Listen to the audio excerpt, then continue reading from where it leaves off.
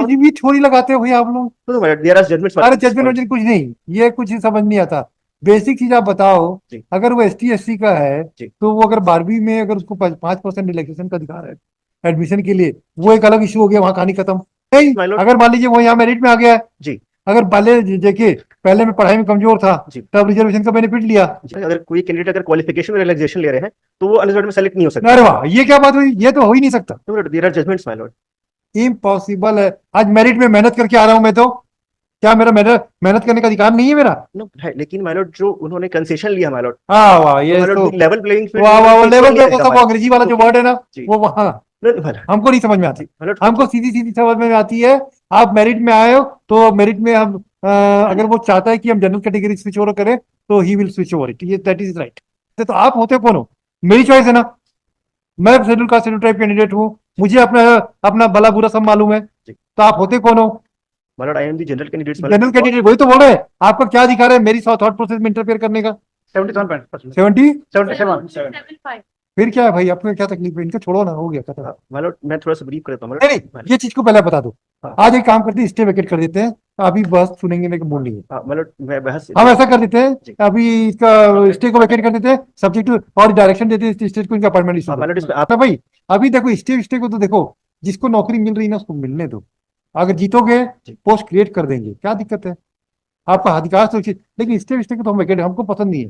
क्योंकि किसको आदमी PSC वगैरह से सेलेक्ट होकर आते हैं, फ्रस्ट्रेशन आता है उसके मन में। कि मतलब इसमें डायरेक्ट जजमेंट है कि अगर एकेडमिक क्वालिफिकेशन में लेते Merit हैं, ग्रेजुएशन है, 12th है, इवन मतलब अगर 6 अरे हमें पता है स्टे कैसे मिलता था भाई। 37 and 38 C Ghanshyam Kashyap, C Ishan Verma AG, सी राकेश कुमार झा, सी अमन पांडे। क्या आपको बुखार उखार आ गया था कश्यप जी? तो वहीं से कर लेते भाई, वेबसाइट से अपने ऑफिशियल उससे कर लेते थे आप, BC से। हमारे आने की कष्ट क्यों क्या, अपने वहीं से कर लेते घर से ही आराम। वो ज्यादा सुटेबल नहीं रहता पूरे पर। हाँ, शायद बात सही नहीं। आपका चेहरा बता रहा है कि तबीयत ठीक नहीं है। वैसे केस भी गड़बड़ लग रहा है, क्या बोलते हो? नहीं भाई केस ठीक है मतलब। ठीक है, चलो आराम करो भाई, देखते हैं। कल तक तुमको गड़बड़ लग रहा था। तो इसमें जो इशू है मतलब, इसमें लीगल इशू मतलब ये है कि जो रिजर्व कैटेगरी कैंडिडेट्स हैं, मतलब इन्होंने जो है 3 बार, कुछ लोगों ने 2 बार रिलैक्सेशन लिया और कुछ लोगों ने 3 बार रिलैक्सेशन लिया जो प्राइवेट रेस्पोंडेंट्स है। और वो मतलब अब जो है अनरिजर्व्ड में सेलेक्ट हो गए। मतलब पहले उन्होंने रिलैक्सेशन लिया जो BPED कोर्स है, मतलब उसमें एडमिशन, BPED मतलब बैचलर इन फिजिकल एजुकेशन का जो कोर्स है, उसमें एडमिशन के लिए मिनिमम क्राइटेरिया है कि ग्रेजुएशन में 50% मार्क्स होना चाहिए। और उसमें ST SC OBC को 5% का रिलैक्सेशन है। तो जो ST SC OBC 45% मार्क्स है वो भी एलिजिबल है B.Ed कोर्स परस्यू करने के लिए। तो उन्होंने फर्स्ट टाइम रिलैक्सेशन लिया ST SC OBC ने BPED कोर्स में एडमिशन लेने की, और उन्होंने BPED क्वालिफाई कर लिया। ठीक है, उसके बाद उन्होंने मतलब जो नेट और सेट का एग्जामिनेशन होता है उसको क्वालिफाई करने के लिए भी ST SC OBC को 5% का रिजर्वेशन मिलता है। उन्होंने उस एग्जामिनेशन को भी क्वालिफाई किया और सर्टिफिकेट ऑब्टेन किया कंसेशन लेके। और जो रिक्रूटमेंट हुआ, मतलब रिक्रूटमेंट में भी ग्रेजुएशन में मिनिमम 50% मार्क्स रिक्वायरमेंट था सभी कैंडिडेट्स के, लेकिन यहाँ पे भी ST SC OBC को 5% का रिलैक्सेशन था। उन्होंने यहाँ पे भी रिलैक्सेशन लिया। कुछ भी थ्योरी लगाते हो भैया आप लोग। तो देयर आर जजमेंट्स। अरे जजमेंट कुछ नहीं, ये कुछ समझ नहीं आता। बेसिक चीज आप बताओ, अगर वो ST SC का है तो वो अगर 12वीं में अगर उसको 5% रिलैक्सेशन का अधिकार है एडमिशन के लिए, वो एक अलग इशू हो गया, वहां कहानी खत्म। जी। आप हर जगह तो रिजर्वेशन का बेनिफिट दे रहे हो जी, तो क्यों नहीं दोगे भाई? तो मतलब हमारा कहना है कि वो जो हर जगह बेनिफिट ले रहे हैं तो उनका जो सिलेक्शन होगा वो उनके कैटेगरी में ही होगा, वो अनरिजर्व्ड में सेलेक्ट नहीं हो सकते हैं। कोई जरूरी क्या? जो देयर आर जजमेंट्स नहीं, अगर मान लीजिए वो यहाँ मेरिट में आ गया है जी, अगर पहले देखिए पहले में पढ़ाई में कमजोर था, तब रिजर्वेशन का बेनिफिट लिया, है ना। अब फिर धीरे धीरे पढ़ाई अच्छी करने लग गया तो मैं अच्छा हो गया, तो मैं काहे लूंगा एडवांटेज? कोई आपको मना है क्या? मतलब कोई रिस्ट्रिक्शन है क्या कि अगर आपने अगर मेडिकल सब फैसिलिटीज को लेते हुए अगर रिजर्वेशन लेते हुए एडमिशन पाया है 12वीं में, BPED में, सब में, तो जब नौकरी की बारी आई तो मेरे को लेना जरूरी है क्या? सुप्रीम कोर्ट है, अगर कोई कैंडिडेट अगर क्वालिफिकेशन में रिलैक्सेशन ले रहे हैं तो वो अनरिजर्व्ड में सेलेक्ट नहीं हो सकता। अरे वाह, ये क्या बात हुई, ये तो हो ही नहीं सकता। There are judgments my lord. Impossible है। आज मेरिट में मेहनत करके आ रहा हूं मैं, तो क्या मेरा मेहनत करने का अधिकार नहीं है मेरा? नो है, लेकिन माय लॉर्ड जो उन्होंने कंसेशन लिया माय लॉर्ड। हाँ वाह, ये तो लेवल प्लेइंग फील्ड। वाह वाह, लेवल पे वो सब अंग्रेजी वाला जो वर्ड है ना, वो वहाँ हमको नहीं समझ में आती। हमको सीधी सीधी समझ में आती है। आप मेरिट में आए हो तो मेरिट में हम अगर वो चाहता है कि हम जनरल कैटेगरी स्विच ओवर करें तो he will switch over it, ये दैट इज राइट। भाई कॉन्स्टिट्यूशन प्रोवाइड करता है कि आप मेरिट में आना चाहते हैं, तो आप होते कौन हो? मेरी चॉइस है ना। मैं schedule caste schedule tribe candidate हूँ, मुझे अपना अपना भला बुरा सब मालूम है। तो आप होते कौन हो? My lord, I am the general candidate. General candidate वही तो बोल रहे हैं, आपका क्या अधिकार है मेरी थॉट प्रोसेस में इंटरफेयर करने का? Because my lord, the rules cited आपको लगता different नहीं points, भाई? my lord, की हमको कुछ जम नहीं रहा आपकी बातों में। my lord इसमें citations my lord सेम इसी पॉइंट्स में my lord कि अगर वो एकेडमिक क्वालिफिकेशन में कंसेशन लेके क्वालिफाई कर रहे हैं तो इवन अगर वो रिटन एग्जामिनेशन होता है और उसमें उसका मार्क्स में कोई ऐड रिटर्न एग्जाम नहीं, अरे भाई देखो वो 12वीं और ग्रेजुएशन की जो परीक्षा होती है जी। वो अलग होती है, जी। और ये तो कॉम्पिटिटिव एग्जामिनेशन में इसी पॉइंट पे ही my lord है। कि जो चीज को ये बोल रहे हैं हाँ, वो हमारे लिए केवल एक eligibility qualification for applying the post. Post. जी इसमें जो जजमेंट्स वाला और उसी वो भी पॉइंट पे है कि अगर हमारे- एकेडमिक है? क्वालिफिकेशन में अच्छा, आपको 12वीं में कितना परसेंट था? इसमें graduation का dispute है। नंबर 10 माइनर कहीं हमने कहीं लाभ लिया ही नहीं, हमारे नहीं नहीं टॉपर रही नहीं, है। अरे छोड़ो ना, पहले पहले पहले फैक्ट्स को डाइजेस्ट करने दीजिए, को समझ में आ जाएगा। और आप ये बताओ जो कैंडिडेट है कौन है अभी? बाकी लोगों का तो अपॉइंटमेंट ऑर्डर हो गया है, जी my lord 4 से आप जो 5 बच्चे हैं वो लोग कौन है इसका? भारतीय राजा इनने हाँ। कहीं पर अवेल नहीं किया हाँ। रिजर्वेशन। हमने कहीं भी कोई लाभ नहीं लिया है, मतलब आपको 12वीं में कितना मेरिट? क्रीमी लेयर नहीं नहीं, 12वीं में कितना परसेंट था?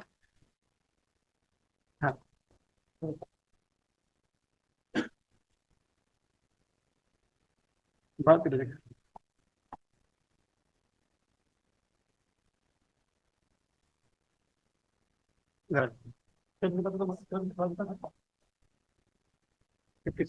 और BSc में उसके बाद 73% है ना, और हायर एजुकेशन में पेज 25 मिनट हैं? है, पेज नंबर 25 हाँ, कितना परसेंट बताइए तो, क्या नाम है इनका? हमारी रिप्लाई भारतीय राजा हाँ, क्या है भारतीय रेलवे मैडम को, क्या है भाई 12वीं में? 12th में 56%, नोट करना। हाँ ग्रेजुएशन में 73% हाँ, और पीजी में 62%। सर साथ में नेट क्वालिफाई के साथ मैंने पीएचडी भी कंप्लीट की है। नेट में कितना? नेट में परसेंटेज थोड़ा रहता है, वो तो सिर्फ जो PhD किया हुआ उसको नेट की जरूरत फिर भी नेट भी पास हो आप। नेट पास। हाँ, नेट फिर भी क्या, पास। फिर क्या है? PhD completed. इनका PhD भी complete। स्पोर्ट में पीएचडी किया?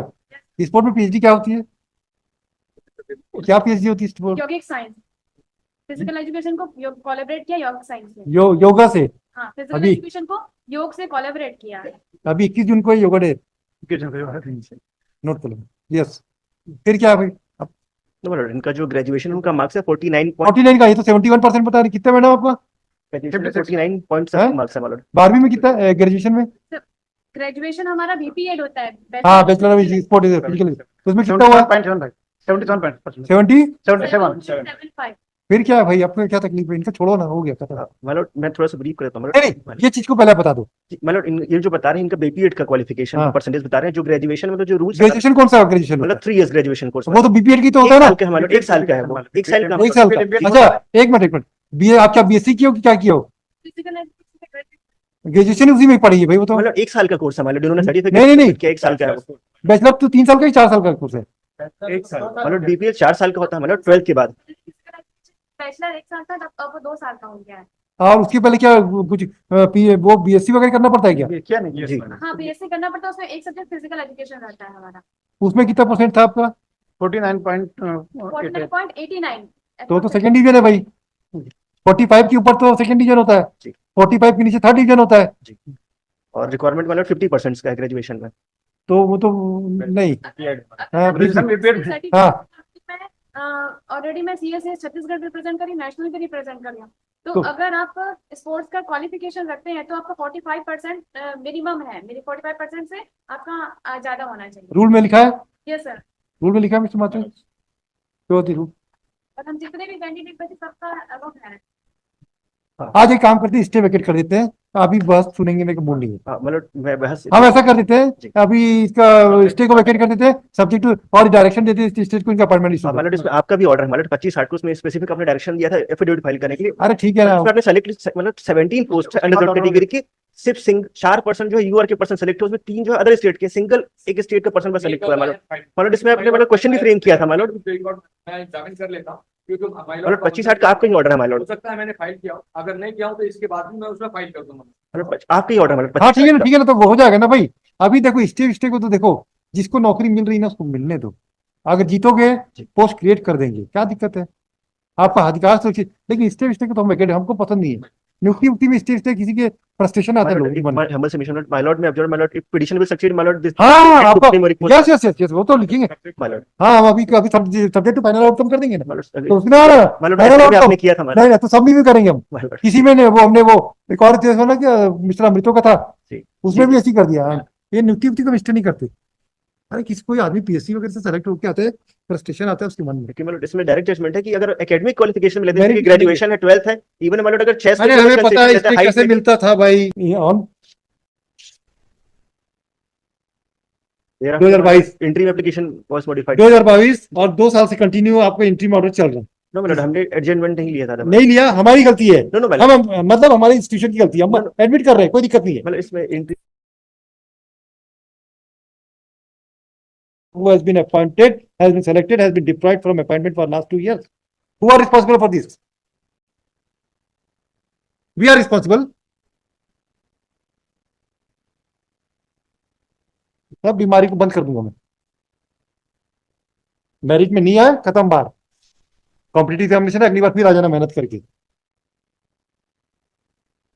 दिखाना तुम क्या नोट किया, नोट किया बताना figure. Yes. Today the matter was listed for hearing. आपका application for vacating stay है? The on application for vacating the stay. This court by the order dated 17/11/2020 has passed the following order. In pursuance of the order passed by this court, the appointment order of the private respondents were withheld.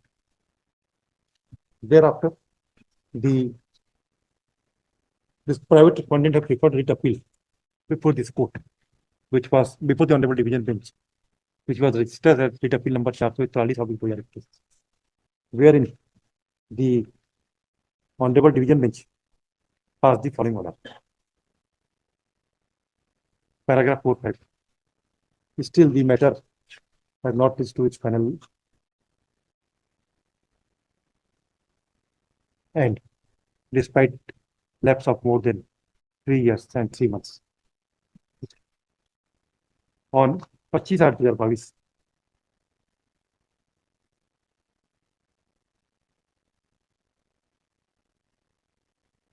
this court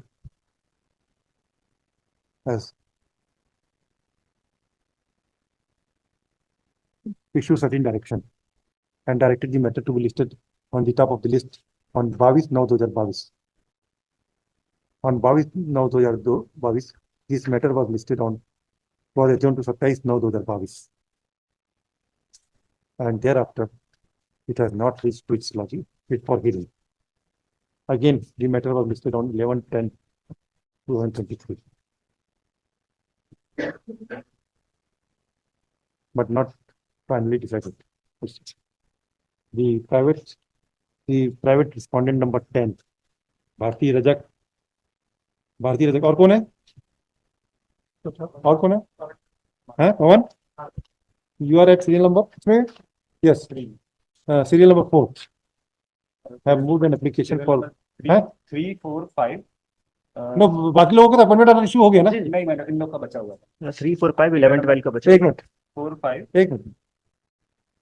3 हाँ और 4, 5, हाँ 11, 12 और 10 और 11 को 10 को मिल गया नहीं 10 का नहीं 10 का नहीं है? 10 का नहीं 10 को नहीं मिला। 10 और 11 10 का भी नहीं, यस और 11 11 का भी बचा है मैडम। बच्चा बाकी लोगों को अपॉइंटमेंट ऑर्डर मिल गया। मैंने नेम डिलीट करने का एप्लीकेशन ये लगाए थे तो यहाँ से नेम डिलीट हो चुका है तो अभी मैंने During pendency of the petition, the petitioner moved an application for deleting the name of respondent number 6, 7, 8, 9, 13 and 14, which was allowed by this court on 11/10/2023.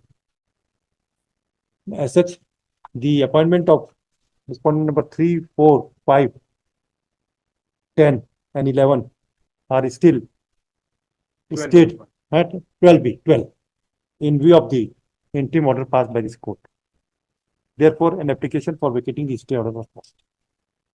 The learned counsel for the petitioner would submit that the petitioner, since the petitioners have secured, have taken the objection, the benefits of reservation at the initial stage of their education, therefore they cannot march from reserve category to general category even if they stood on a merit position. This is your submission? This was vehemently objected by the counsel for the private respondent as well as the PSC. This court has the private respondents number 10.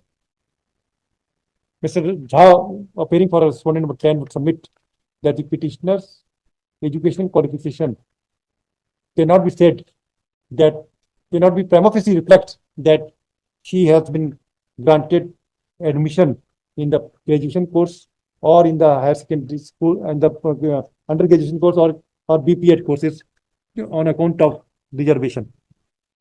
Therefore, prima facie the submissions made by the counsel for the petitioner is deserves to be rejected. Full stop.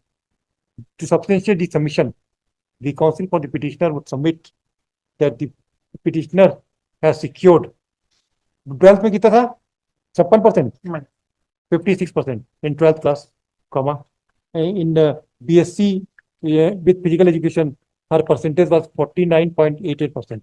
It has also been submitted that the petitioner has participated in national level or state level? National level. Which sports? Cricket. The petitioner has participated in national level cricket and cricket sports in national as well as state level, state as well as national level. Therefore, she is entitled to get 10 marks. 10 marks or 10%? 10% in addition to the 10% है 10%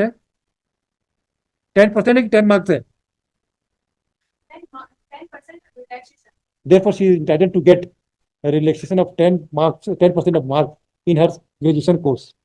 And according to her, according to the petitioner number, respondent number 10, if she is secured 45% also, then she is eligible to be appointed, to be considered for appointment as per the recruitment rules made in this behalf.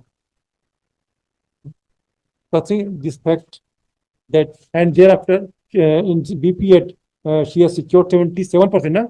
77%, and and the net also she has cleared the net, and then also completed PhD in the physical education subject. Thus, she fulfilled all the requisite qualification.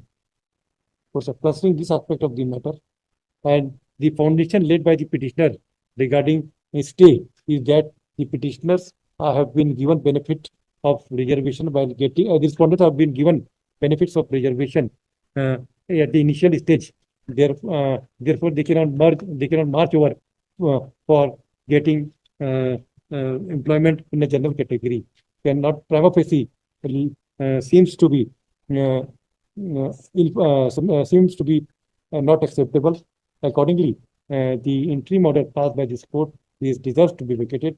Accordingly, it is vacated. However, it is made clear that the appointment order will be subject to final outcome of the requisition. It is directed that the state shall issue the appointment order to the respondent number 3, 4, 5, 10, 11, 12, 12 within 1 month from the date of receipt of copy of the respondent state is directed to proceed with the issuance of appointment order. However, they will clarify that this appointment will be subject to final outcome of both the petitions. Number this court cannot lose sight of the fact while considering the interim order that the interim order was passed